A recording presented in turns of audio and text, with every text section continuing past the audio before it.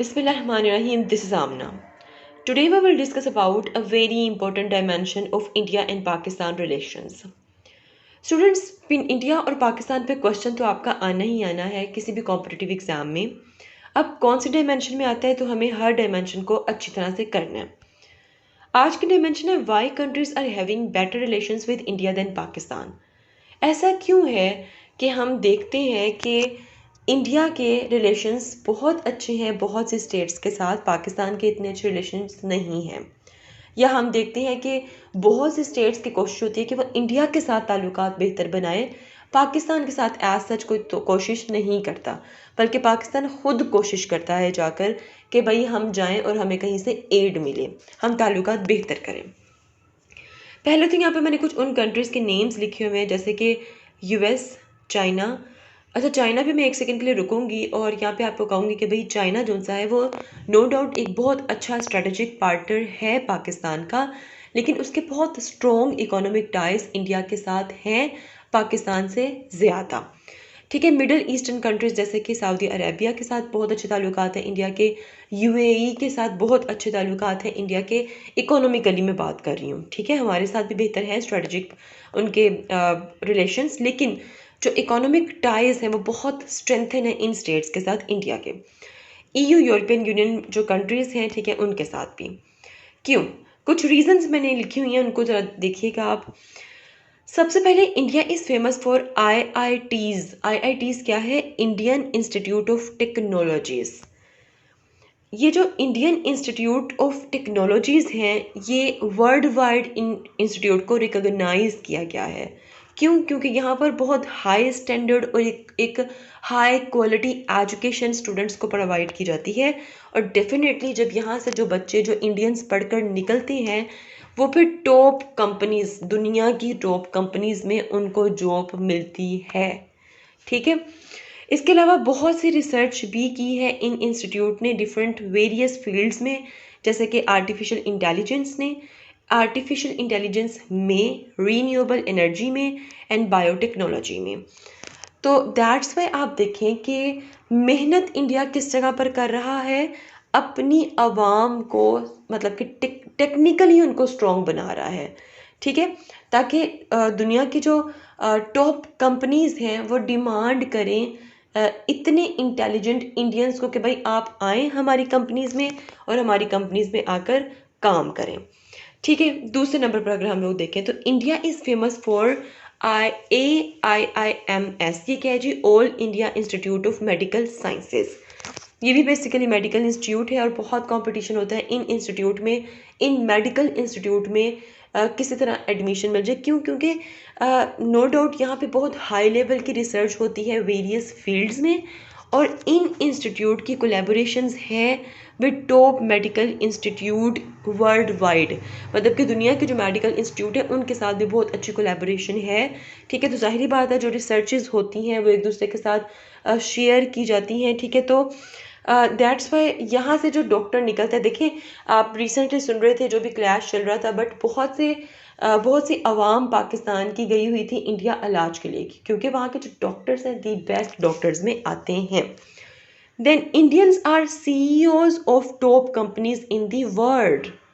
Y क्यों ऐसे है भाई? Why I am not saying that Pakistanis are CEOs of top companies in the world. क्योंकि we don't have strong educational background. Indians have strong educational background. यही वजह है कि दुनिया की टॉप कंपनीज के CEOs हैं इंडियंस. टेक्निकल एक्सपर्टीज उनके पास होती है, जैसे कि ऑलरेडी मैंने आपको बताया कि बहुत ही एक्सपर्टीज किस्म की टेक्निकल इंस्टीट्यूट इंडिया में पाए जाते हैं. ठीक है, जिनको ग्लोबली रिकॉग्नाइज्ड किया गया है. ग्लोबल एक्सपीरियंस किस तरह होता है वहाँ पे कि जो लोग उन इंस्टीट्यूट से पढ़ के निकलते हैं जो इंडियंस, ठीक है, तो डेफिनेटली दुनिया की जो टॉप कंपनीज हैं वो उनको डिमांड करती हैं. ठीक है, और इस तरह उनका एक्सपीरियंस, वर्ल्ड वाइड एक्सपीरियंस उनको मिलता है. टॉप CEO की एक एग्जांपल देती हूँ, सुंदर पिचाई जो कि गूगल का CEO है. ठीक है, अच्छा, इसके अलावा they have developed diasporas population. Diasporas population वो होती है जो कि کسی ملک کی پاپولیشن کسی دوسرے ملک میں رہتی ہے، ٹھیک ہے، تو ان کی ڈیولپ وہ پاپولیشن بھی ہے جو کہ کسی دوسرے ملک میں رہ رہی ہے، اور موسٹلی انڈینس جو دوسرے ملکوں میں رہ رہے ہیں وہ یو اے ای یا پھر کویت، قطر وغیرہ میں نہیں رہتے، بلکہ وہ یو ایس، کینیڈا، یو کے، آسٹریلیا وغیرہ میں رہتے ہیں، اور یہ ڈیولپڈ ورکنگ کلاس ہے انڈیا کی، ٹھیک ہے، تو ظاہری بات ہے پیسہ بھی پھر انڈیا کو زیادہ ہی وہ لوگ بھیجتے ہیں۔ اس کے علاوہ جو انڈیا ہے، اگر میں دونوں کی اکانومی کو کمپیریزن کروں پاکستان کی اور انڈیا کی، تو India 5th largest economy in the world, دنیا کی 5th لارجسٹ اکانومی ہے انڈیا، اور پاکستان 44th نمبر پر ہے۔ انڈیا کی اکانومی جو سی آپ کہہ سکتے ہو کہ 10% بہتر ہے، 10% بہتر ہے پاکستان کی اکانومی سے، مطلب لائک بہت بہتر ہے، ٹھیک ہے۔ India G D P growth rate 7.20% ہے 2024 کی، یہ ایسٹیمیشن ہے، اور پاکستان کا جو جی ڈی پی گروتھ ہے وہ 2.377% 2024 کے اکارڈنگ ہے۔ تو یہ میں نے آپ کو بتایا ہے کہ بھئی کیوں کنٹریز انڈیا کی طرف ڈائیورٹ ہوتے ہیں، کیونکہ ان کے اپنے انٹرسٹ جو ہیں نا وہ انڈیا کے ساتھ میچ کرتے ہیں، ٹھیک ہے۔ ہر اسٹیٹ آج صرف اپنے انٹرسٹ کے لیے ریلیشنز بلڈ کرے گی، تو ہمارے ملک میں ایز سچ ایسے ریلیشنز نہیں ہیں، کیونکہ ہمارے ملک میں کوئی محنت نہیں کرنا چاہتا، انفیکٹ ہمیں پتہ ہی نہیں ہے کہ محنت ہوتی کیا ہے، کیونکہ ہماری جو گورنمنٹ ہے وہی محنت نہیں کرتی، تو ہمارے لوگ جو ان سے وہ بھی محنت نہیں کرتے ہیں۔ اس کی دی بیسٹ ایگزامپل اگر میں آپ کو دوں تو دیکھیں، آپ دیکھیں گے کہ ایک وقت تھا ہر جگہ پر آپ کو کھیت ہریالی نظر آتی تھی، لوگ اپنی فصلیں اگاتے تھے، ٹھیک ہے، لیکن آج کل آپ دیکھو گے کہ فصلوں کی زمینیں ہو رہی ہیں ختم، اور لوگ کالونیز بناتے جا رہے ہیں، ٹھیک ہے۔ کالونیز میں پلاٹس کو سیل کرنا بہت آسان ہے، کیونکہ آپ ایک زبان ہلائیں گے اور کچھ منٹس میں آپ کے جو پوری کی پوری ایک پلاٹ ہے 5 مرلے کا، 10 مرلے کا، 2 مرلے کا، 3 مرلے کا، وہ یوں بک جائے گا، ٹھیک ہے۔ لیکن اگر آپ لوگ فصلیں اگاتے تھے تو آپ لوگ دیکھتے تھے کہ آپ کو بہت ویٹ کرنا پڑتا تھا، مہینوں سالوں ویٹ کرنا پڑتا تھا، پھر جا کر فصل آتی تھی، ٹھیک ہے۔ سو آپ دیکھتے ہو کہ پراپرٹی جو وہ منٹوں میں بک جاتی ہے، لیکن فصل کا کون اتنا ویٹ کرے۔ تو پاکستانی لوگ نا اس طرح کے ہو گئے ہیں، محنت کرنا ان کی گٹھیوں سے باہر نکل چکا ہے، وہ کہتے ہیں کہ بھئی محنت ہماری چیز نہیں ہے، ہمیں پیسہ کمانا ہے، وہ ہم شارٹ کٹ سے بھی کمائیں گے، بغیر پیسوں کے بھی، بغیر محنت کے بھی کمائیں گے۔ سو problem lies in every thing in Pakistan, it's not about one thing, it's a combination of thing, ٹھیک ہے۔ یہ میں نے آپ کو بتایا ہے کہ بھئی ہر چیز میں پرابلم پاکستان میں لائے کر رہی ہے۔ تو اگر میرے سے کوئی پوچھنا کہ ہسٹری سے اب تک کوئی ایک ریزن بتا دیں کہ کیوں پاکستان ترقی نہیں کر سکا، کیوں اکانومیکلی پاکستان بہت پیچھے ہے انڈیا سے، تو میرے پاس کوئی ایک ریزن نہیں ہے، کیونکہ کوئی ریزن ہے ہی نہیں جس میں دیکھیں اگر میں ریزنس کی بات کروں تو اس میں ہمارے ملک کی پالیسیز بھی غلط ہیں، بہت سی ہمارے اپنے بہت سے لوگ انوالو تھے پہلے بھی اب بھی، ہماری جو ملٹری ہے ٹھیک ہے ان کی بھی غلط انوالومنٹ کا نام اس میں موجود ہے، ہمارے جو فیوڈل لاز تھے ان کا نام بھی اس میں موجود ہے، ٹھیک ہے۔ ہماری ایجوکیشن میں بھی پرابلم لایا کرتی ہے۔ سو the biggest thing is affecting Pakistan is cover issue جو ہے جو پاکستان کو بہت زیادہ افیکٹ کر رہا ہے وہ ایک انٹالرنس بھی ہے، مطلب برداشت نہیں ہے پاکستان کے لوگوں میں، ٹھیک ہے۔ انٹالرنس جو سے ہے دیٹ از ایوری تھنگ، کیا ہے جی انٹالرنس؟ ہر چیز ہے۔ آپ پاکستان کے لوگوں میں اگر ٹالرنس دیکھنا چاہتے ہیں تو سڑک پر چلنے والے پاکستانیوں میں ٹالرنس کتنی ہے اس کا آپ کو اندازہ ہو جائے گا۔ پاکستان کے عوام میں نا ایکسیپٹیبلٹی جو ہے وہ بہت بہت کم ہے، ٹھیک ہے۔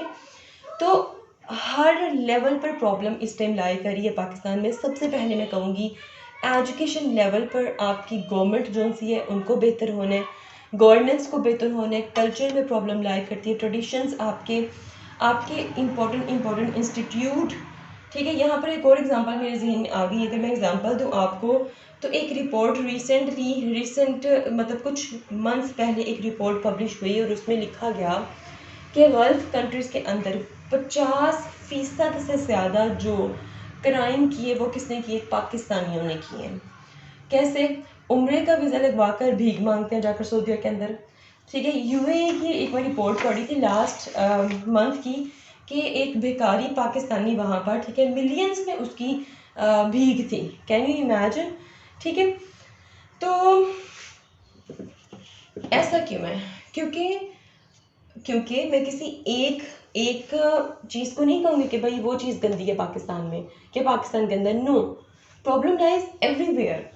مطلب پاکستان میں لوگ ایک دوسرے کو بتانا ہی گوارا نہیں کرتے کہ بھائی یہ چیز غلط ہے.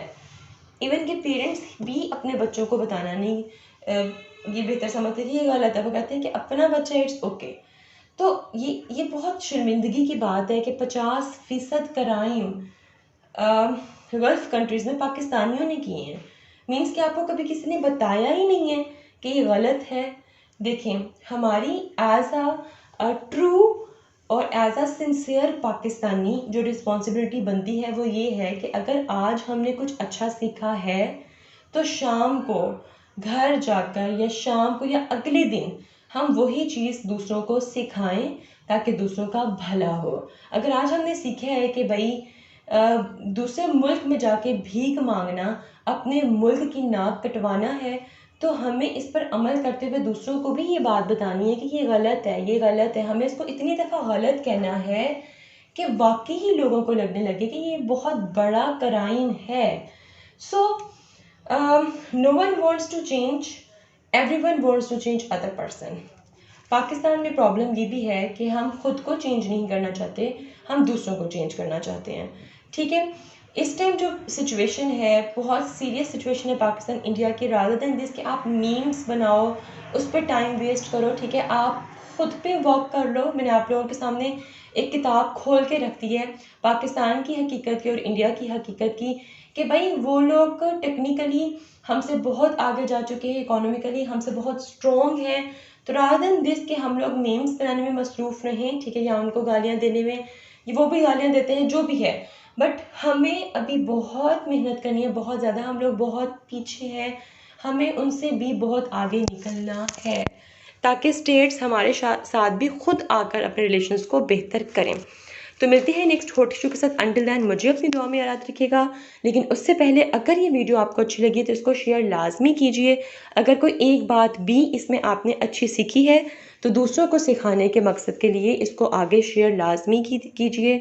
میرے چینل کو لائک کریں، سبسکرائب کریں. ملتے ہیں نیکسٹ ہاٹ ایشو کے ساتھ. انٹل دین مجھے اپنی دعا میں یاد رکھیے گا. اسٹے ٹیون اینڈ اللہ حافظ.